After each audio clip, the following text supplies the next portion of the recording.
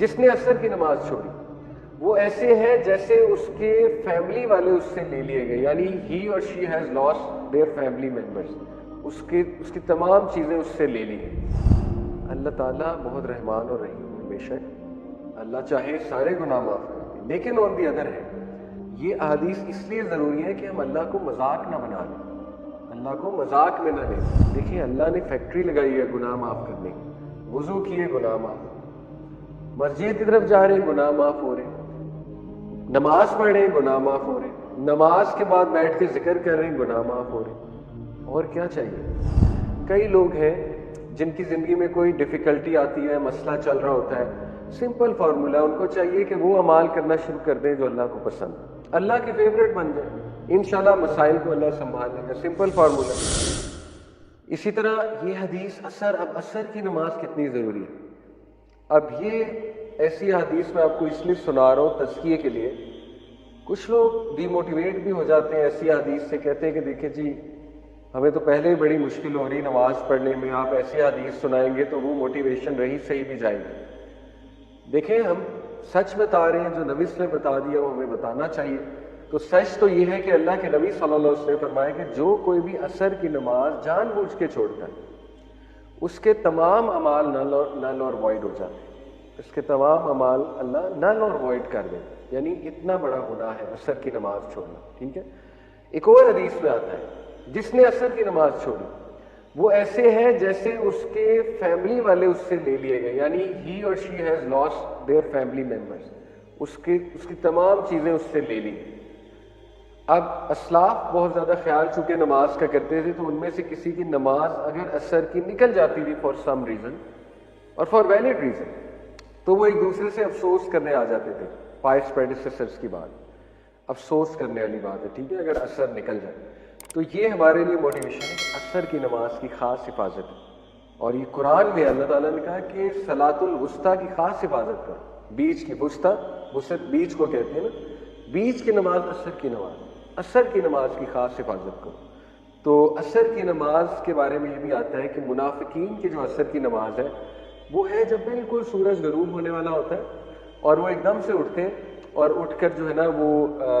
جیسے کرو ہوتا ہے، کرو کے ورڈ غالباً آتے ہیں، ہین کے ورڈ آتے ہیں مرغی، جیسے وہ چونچ مارتی ہے اور بس وہ سجدے ہو جاتے ہیں اس کے۔ اللہ معاف کرے، دیکھیں یہ احادیث ضروری ہے ہمارے تزکیے کے لیے تاکہ ہم اپنا محاسبہ کریں کہ ہم کہیں اس طرح تو نہیں پڑھ رہے عصر کی نماز کہ منافق والی نماز تو نہیں ہے کہ بالکل جب ٹائم ختم ہونے والا ہے تو ایک دم اٹھے اور وہ پڑھی بھی ایسے کہ جیسے ٹھونگے مارے جاتے ہیں۔ تو اس کو ہم نے بہتر کرنا ہے، اصل میں سنانے کا مقصد یہ ہے انشاءاللہ تزکیہ کرنا ہے اپنا۔ اور اگر پڑھ ہی لے رہے اللہ معاف کرے تو پھر دیکھیں وہ حدیث ہے کہ نبی صلی اللہ علیہ وسلم کو ایک خواب دکھایا گیا، اس خواب میں 2 فرشتے نبی صلی اللہ علیہ وسلم کے ساتھ تھے، ان فرشتوں نے نبی صلی اللہ علیہ وسلم کو برزخ کی پنشمنٹس کا ٹور کرایا۔ برزخ کی پنشمنٹس، جب انسان فوت ہو جاتا ہے تو برزخ میں بھی پنشمنٹ ہوتی ہے، ٹھیک ہے۔ تو نبی صلی اللہ علیہ وسلم نے کیا دیکھا کہ ایک شخص ہے، اس کا سر پتھر سے بار بار کچلا جا رہا ہے اور اس کے بعد اس کا سر ری گرو ہوتا ہے اور وہ پھر کچلا جاتا ہے، اس کے بعد وہ پھر ری گرو ہوتا ہے، اس کا سر وہ پھر کچلا جاتا ہے۔ اللہ کے نبی صلی اللہ علیہ وسلم سے یہ حالت دیکھی نہیں گئی، نرم دل تھے بہت ہمارے لیے۔ اللہ کے نبی صلی اللہ علیہ وسلم نے پوچھا یہ کیا ہے، مطلب بہت پریشان ہو گئے۔ فرشتوں نے کہا آپ آگے چلیں آگے چلیں، بہرحال وہ پھر اور پنشمنٹس میں دکھائی گئی، لیکن بعد میں فرشتوں نے بتایا یہ ساری چیزیں کیا تھیں۔ جہاں تک اس کی بات ہے سر کچلا جا رہا ہے، فرشتوں نے کہا یہ وہ شخص ہے جو نماز کے وقت سو رہا ہوتا ہے، یہ وہ شخص ہے جو نماز کے وقت سو رہا ہوتا ہے، نماز نہیں ادا کرتا۔ دیکھیں اللہ تعالیٰ بہت رحمان اور رحیم ہے، بے شک اللہ چاہے سارے گناہ معاف کر دے، لیکن آن دی ادر ہے یہ احادیث اس لیے ضروری ہے کہ ہم اللہ کو مذاق نہ بنا لیں، اللہ کو مذاق میں نہ لیں، ٹھیک ہے۔ یعنی اللہ بادشاہ ہے، آپ خود سوچیں کہ آپ ایک سی او سے مذاق تو نہیں کر سکتے نا، آپ ایک بادشاہ سے کو مذاق تو نہیں لے سکتے، اس کی باتوں کو، اس کی وارننگز کو یہ کہہ کے کہ نہیں وہ تو بہت رحم دل ہے، بہت رحم دل ہے، وہ تو معاف کر دے گا۔ معاف کر دے ایک الگ بات ہے، لیکن آن دی ادر ہینڈ انجام بھی بتا دیا گیا، تو اس انجام سے پناہ مانگنی چاہیے اور اپنا تزکیہ کرنا چاہیے اور موٹیویشن لینی چاہیے کہ اگر ہم نمازوں کے ٹائم پہ سو رہے ہیں تو ہمیں اس حدیث سے اپنا تزکیہ کرنا، یہ ہے مقصد ایسی حدیث کا۔ یہ حدیث نبی صلی اللہ علیہ وسلم نے فرمایا جو کوئی بھی اپنے آپ کو پیوریفائی کرتا ہے وضو کر کے گھر میں اور پھر اللہ کے گھر کی طرف جاتا ہے، مسجد کی طرف جاتا ہے ایک فرض نماز ادا کرنے، تو ہر ایک قدم پہ اس کا ایک گناہ معاف ہوتا ہے اور دوسرے قدم پہ اس کا درجہ بلند ہوتا ہے۔ درجہ کہاں بلند ہوتا ہے؟ جنت میں۔ دیکھیں اللہ نے فیکٹری لگائی ہے گناہ معاف کرنے کی، وضو کیے گناہ معاف، مسجد کی طرف جا رہے ہیں گناہ معاف ہو رہے ہیں، نماز پڑھ رہے ہیں گناہ معاف ہو رہے ہیں، نماز کے بعد بیٹھ کے ذکر کر رہے ہیں گناہ معاف ہو رہے ہیں۔ اور کیا چاہیے؟ اللہ کتنا رحمان و رحیم ہے، مطلب ہر چیز پر گناہ معاف ہو رہے ہیں، ٹھیک ہے؟ تو یہ بھی ہمارے لیے بہت زیادہ موٹیویشنل حدیث ہے اور بہت خوبصورت حدیث ہے کہ جتنا پیدل چل کے جائیں گے اتنا ثواب ہے۔ سبحان اللہ، بڑی اچھی بات ہے، تو واک بھی ہو جائے گی اور ثواب مل رہا ہے، ایک ایک قدم پہ ثواب مل رہا ہے، گناہ معاف ہو رہا ہے اور اللہ تعالیٰ ایلیویٹ کر رہا ہے آپ کے رینک کو۔ اب دیکھیں کئی لوگ ہیں جن کی زندگی میں کوئی ڈیفیکلٹی آتی ہے، مسئلہ چل رہا ہوتا ہے، سمپل فارمولا، ان کو چاہیے کہ وہ اعمال کرنا شروع کر دیں جو اللہ کو پسند ہے، اللہ کے فیوریٹ بن جائیں، انشاءاللہ مسائل کو اللہ سنبھال لے گا، سمپل فارمولا۔ تو یہ ہے وہ اعمال جو اللہ کے فیوریٹ ہیں، مسجد میں واک کر کے جانا، بیٹھنا مسجد میں جا کر،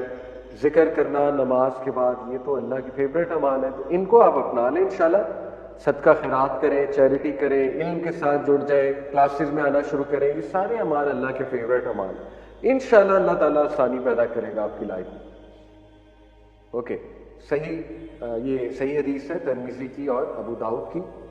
میں نے آپ کو سنائی۔ نبی صلی اللہ علیہ وسلم نے فرمایا کنوے گلیڈ ٹائڈنگس، بشارت دے دو کن کو؟ جو چل کر واک کر کر مساجد کی طرف جاتے ہیں، ڈارکنیس میں، اور یہ عورتوں پہ بھی اپلائی ہوتی ہے، عورتیں گھر میں پڑھتی ہیں انشاءاللہ ان پہ بھی اپلائی ہوتی ہے کیونکہ وہ بھی ڈارکنیس میں اٹھتی ہیں، ٹھیک ہے؟ For they will be given full light on the day of resurrection,